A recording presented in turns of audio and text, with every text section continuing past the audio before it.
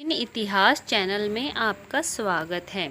सत्संग बड़ा है या तप? एक बार विश्वामित्र जी और वशिष्ठ जी में इस बात पर बहस हो गई कि सत्संग बड़ा है या तप। विश्वामित्र जी ने कठोर तपस्या करके रिद्धि सिद्धियों को प्राप्त किया था, इसलिए वो तप को बड़ा बता रहे थे, जबकि वशिष्ठ जी सत्संग को बड़ा बताते थे। वे इस बात का फैसला करवाने ब्रह्मा जी के पास चले गए।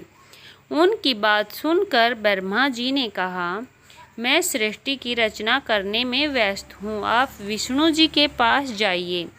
विष्णु जी आपका फैसला अवश्य कर देंगे।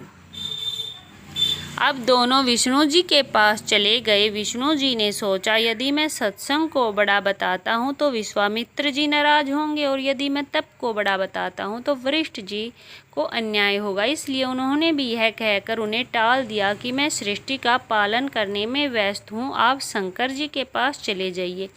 अब दोनों शंकर जी के पास पहुँचे। शंकर जी ने उनसे कहा, ये मेरे वश की बात नहीं है, इसका फैसला तो शेषनाग जी कर सकते हैं। अब दोनों शेषनाग जी के पास चले गए।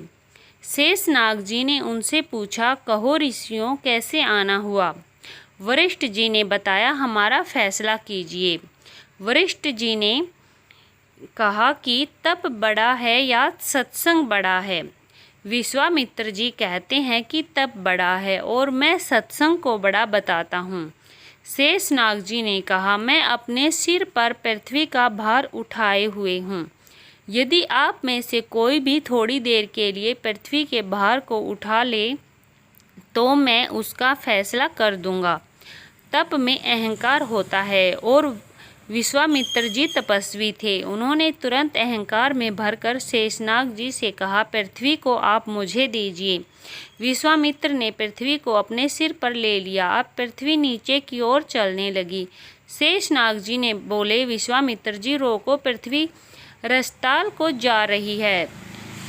वो बोले, सारा तप देता हूँ, पृथ्वी रुक जा, परंतु पृथ्वी नहीं रुकी। ये देखकर वशिष्ठ जी ने कहा, मैं आधी घड़ी का सत्संग देता हूँ, पृथ्वी माता रुक जा। पृथ्वी वहीं रुक गई।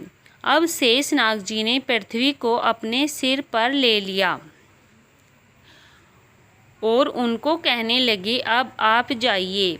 विश्वामित्र जी कहने लगे, लेकिन हमारी बात का फैसला तो हुआ नहीं। शेषनाग जी बोले, विश्वामित्र जी, फैसला तो हो चुका है।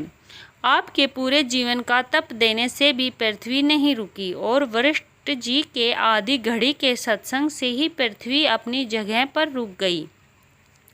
फैसला तो हो गया है कि तप से सत्संग ही बड़ा होता है। हमें नियमित रूप से सत्संग सुनना चाहिए। कभी भी या जब भी आसपास कहीं सत्संग हो, उसे सुनना और उस पर अमल करना चाहिए। सत्संग की आधी घड़ी तप के वर्ष हजार, तो भी नहीं बराबरी संतन कियो विचार। ऐसी अच्छी वीडियोस के लिए हमारे चैनल पर बने रहिए। धन्यवाद।